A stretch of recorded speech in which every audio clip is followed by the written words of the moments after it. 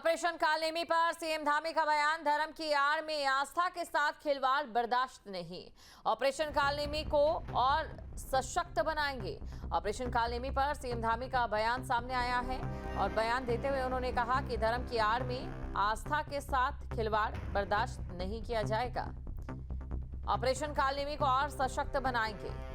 तो ऑपरेशन कालनेमी को और सशक्त बनाया जाएगा। एक ऐसा ऑपरेशन है जो देवभूमि में शुरू किया गया और इसमें 3000 से भी ज़्यादा लोगों से पूछताछ की गई है। और इसके पीछे हमारा हेतु था कि जो धर्म की खोज में, अध्यात्म की खोज में पूरे देश दुनिया से लोग देवभूमि उत्तराखंड आते हैं, उनके मार्ग में अवरोधक बनना, धार्मिक भावनाओं को ठेस पहुंचाना, सनातन को ठेस पहुंचाना और अपना छद्म वेश बनाकर लोगों को ठगने का काम कर रहे थे, अपनी मूल पहचान छिपा रहे थे। ऐसे छद्मधारियों को उजागर करना, उनको बाहर लाना और उनको उचित स्थानों पर भेजना, ये ऑपरेशन कालनेमी का उद्देश्य था। और उस उद्देश्य में ऑपरेशन कालनेमी काफ़ी आगे बढ़ा है। 3000 से ज़्यादा ऐसे लोग अभी तक पकड़ में आए हैं। इस ऑपरेशन को और सख्त करेंगे। एलयूसीसी चिटफंड घोटाले के मामले में सीएम धामी का बड़ा बयान, मेरे संज्ञान में मामला आया था, अब मामले की सीबीआई जांच होगी। तो मेरे संज्ञान में मामला आया और अब मामले की सीबीआई जांच होगी, ये उनकी ओर से कहा गया है। बड़ी खबर आपको बता रहे हैं, सीएम पुष्कर सिंह धामी की ओर से बड़ा बयान दिया गया। तो सीएम पुष्कर सिंह धामी की ओर से बड़ा बयान दिया गया है। उन्होंने कहा कि मेरे संज्ञान में मामला आया था, अब इस मामले की जो जाँच है वो सीबीआई करेगी। सीबीआई जांच हमने, चूँकि मेरे पास ये मैटर आज नहीं, काफ़ी दिनों से मैटर चल रहा है और काफ़ी हमारे जो सामान्य परिवारों के लोग हैं, अपने पूरे जीवन भर की जिन्होंने गाड़ी कमाई है, उनके साथ धोखाधड़ी हुई है। और हमने इससे पहले, आज से लगभग 2 माह पूर्व, मेरे से सभी आंदोलन करने वाले जो पीड़ित लोग थे मिलने के लिए आए थे। तभी हमने सब बात कर ली थी और हमने कहा था कि हम इसकी पूरी जाँच राज्य स्तर पर करेंगे और अगर किसी इंटरपोल जैसी एजेंसी की अगर आवश्यकता होगी तो उसकी भी लेंगे। लेकिन हमारे अधिकारियों ने और सबने सारी जांच करने के बाद पुलिस विभाग ने, गृह विभाग ने एक आकलन करके मुझे रिपोर्ट भेजी कि इसमें सीबीआई की जांच की जानी चाहिए। हमने उसको सीबीआई जांच के लिए अग्रसारित कर दिया है और हमारा ये बिल्कुल स्पष्ट रूप से मानना है कि ये जाँच होने के बाद जांच में निश्चित रूप से उन पीड़ितों को न्याय मिलना चाहिए, उनकी जो जमा धनराशि है उनको मिलनी चाहिए। इसके लिए हम हर संभव प्रयास करेंगे।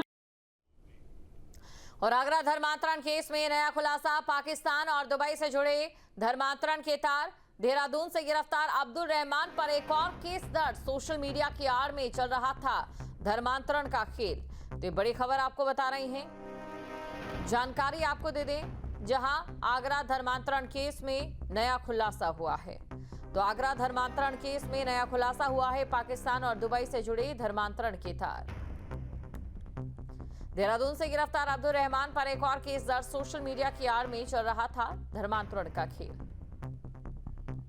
इसकी डेप्थ में और चीजें निकाली गई, उसमें कन्वर्टेड है सुमैया, जिसका भी धर्मांतरण ऑलमोस्ट हो चुका था और 3 बार उसको दिल्ली भी बुलाया गया, तो उसके फेक कागज तैयार कर लिए गए। तो वो जहाँ पर एक लूडो का गेम उससे पाकिस्तान और इजिप्ट के लड़कों से, दुबई के लड़कों से कनेक्टेड थी और वहीं से इसका कनेक्शन जो है इसको धर्मांतरण के लिए पेश करना, प्रलोभन देना, खासकर जो कन्वर्टेड सुमैया थी जिसका नाम कन्वर्टेड रखा गया था, वो उसको प्रलोभन देने के लिए उसके अकाउंट्स में भी काफ़ी सारे पैसों का जो है ट्रांजेक्शन कराया गया, जो जहाँ से इंडिया के अकाउंट से दुबई से जो है पाकिस्तान पहुँचा।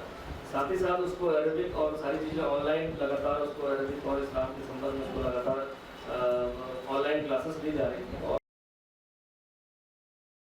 मैं समस्त देशवासियों से ये रिक्वेस्ट करती हूँ कि अपने बच्चों को धर्म से रिलेटेड नॉलेज दें, उनसे जुड़े रहिए, उनकी सारी जितनी भी अच्छी बुरी मतलब आदतें उन पे नज़र रखिए, कोई किसी गलत ट्रैप में ना फंसे और माँ बाप अपने बच्चों के साथ जितना क्लोज कनेक्शन बना के रखे इन अ गुड वे, उतना ज़्यादा अच्छा है। और चलिए बढ़ते हैं अगली खबर की ओर। बागेश्वर में रात भर हुई मूसलाधार बारिश, उफान पर सरयू नदी संगम घाट जलमग्न हो गया है। बारिश से जनजीवन अस्त व्यस्त हुआ। कपकोट तहसील में कई सड़कें बाधित हो गई है। तो बागेश्वर में रात भर हुई है बारिश और नदी उफान पर है। सरयू नदी उफान पर है, बड़ी खबर आपको हम बता रहे हैं। और संगम घाट पूरी तरह से जलमग्न हो चुका है। तो संगम घाट पूरी तरह से जलमग्न हो चुका है, ये बड़ी खबर आपको बता रहे हैं। सरयू नदी उफान पर है और सरयू नदी के उफान पर आने के बाद लोगों में दहशत का माहौल भी नजर आ रहा है। तो ये बड़ी खबर आपको बता रहे हैं, कपकोट तहसील में कई सड़कें बाधित हो चुकी है।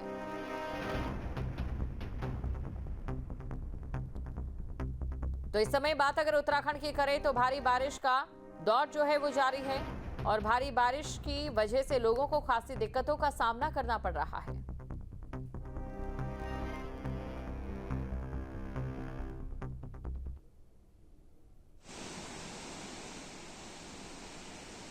तस्वीरें आपको दिखा देते हैं। तस्वीरें आप देखिए, कितने बड़े दायरे में इस समय सरयू नदी आपको नजर आ रही है और ये साथ में जो घर हैं उनके सामने जो घाट हैं वो पूरी तरह से डूब चुके हैं। तो देखिए, ये वो घाट है जहाँ पर खड़े होकर आरती की जाती है, लेकिन इस समय नदी नाले इतने उफान पर हैं कि यहाँ पर जो हर तरफ नदी किनारे घर थे, आशियाने थे, वो जलमग्न दिखाई दे रहे हैं। तो बागेश्वर में रात भर मूसलाधार बारिश हुई है और मूसलाधार बारिश की वजह से जो तस्वीरें सामने आई हैं वो आप देख सकते हैं। पंचायत चुनाव के दूसरे चरण के मतदान के लिए थमा प्रचार। 28 जुलाई को 40 विकास खंडों में होगी वोटिंग और 31 जुलाई को रिजल्ट आएगा। तो आपको ये जानकारी दे दें, जहां पंचायत चुनाव के दूसरे चरण के मतदान के लिए प्रचार अब थम चुका है। दूसरे चरण का मतदान होगा। पहले चरण के मतदान की अगर हम बात करें तो काफी ज्यादा उत्साह देखने को जरूर मिला था ग्राउंड लेवल पर, लेकिन अगर बात मतदान प्रतिशत की करें तो उत्साह वहां मतदान प्रतिशत में दिखाई नहीं दिया।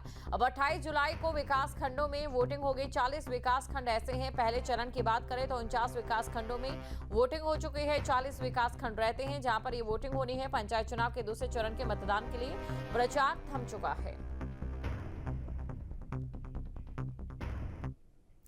तो पंचायत चुनाव के दूसरे चरण का प्रचार थम चुका है। 28 जुलाई को 40 विकास खंडों में वोटिंग होनी है। पोलिंग पार्टियों के रवाना होने का सिलसिला भी चालू हो गया। आपको ये बता दें कि दूसरे चरण में 5033 पदों के लिए 14,751 प्रत्याशियों के भाग्य का फैसला होगा। 31 जुलाई को पंचायत चुनाव का रिजल्ट घोषित हो जाएगा।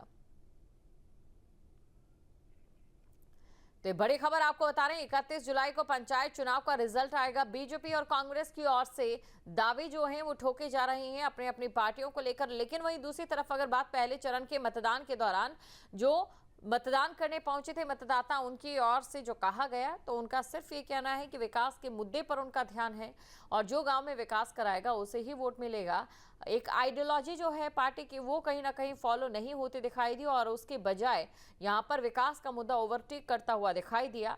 28 जुलाई को मतदान होना है और साथ ही आपको ये भी जानकारी दे देते हैं, ग्राम प्रधान के लिए जो संख्या है 2726 पदों की है। प्रत्याशी 7833 इस समय मैदान में है। जिला पंचायत सदस्य संख्या 149 है और 716 प्रत्याशी मैदान में है। और वहीं अगर हम बात करें जो बाकी पद हैं उनमें क्षेत्र पंचायत सदस्य तो 1225 और 4214 प्रत्याशी हैं। क्षेत्र पंचायत सदस्य में 933 और 1988 प्रत्याशी मैदान में हैं। तो 28 जुलाई को मतदान होगा और तमाम प्रत्याशियों की जो किस्मत का फैसला है वो मतपेटियों में कैद हो जाएगा। पहले चरण के मतदान का जो दिन है वो भी हमने देखा था किस प्रकार जो वहां पर लोग पहुंच रहे थे, काफी ज्यादा उत्साह था, मौसम ने पूरा साथ दिया। लेकिन 28 जुलाई को क्या रहता है ये देखने वाली बात। और रुद्रप्रयाग में भारी बारिश ने तबाही मचा दी है। अगस्त्य मुनि क्षेत्र के बगरधार में 4 मकान जमींदोज हो गए हैं। वहीं नाकोट और बैंक कॉलोनी में कई घरों में पानी घुस चुका है। धानियों में कई आवासीय भवनों के पुस्ते ढहे। होम स्टे को भी नुकसान पहुंचा है। 1 दर्जन से ज्यादा वाहन क्षतिग्रस्त हो गए हैं। राजस्व विभाग, नगर पंचायत की टीम ने नुकसान का जायजा लिया। तो रुद्रप्रयाग में भारी बारिश ने तबाही मचा दी है। बड़ी खबर आपको बता रहे हैं, अगस्त्य मुनि क्षेत्र के बगरधार में 4 मकान जमींदोज हो गए। जहाँ भक्ति है हर शब्द में, कथाओं में छुपे हैं दिव्य रहस्य और ज्योतिष देता है जीवन को दिशा। धर्म से जुड़ी हर बातों को जानने के लिए हमारे चैनल स्तुति को सब्सक्राइब करें। चैनल पर जाने के लिए इस लिंक पर क्लिक करें।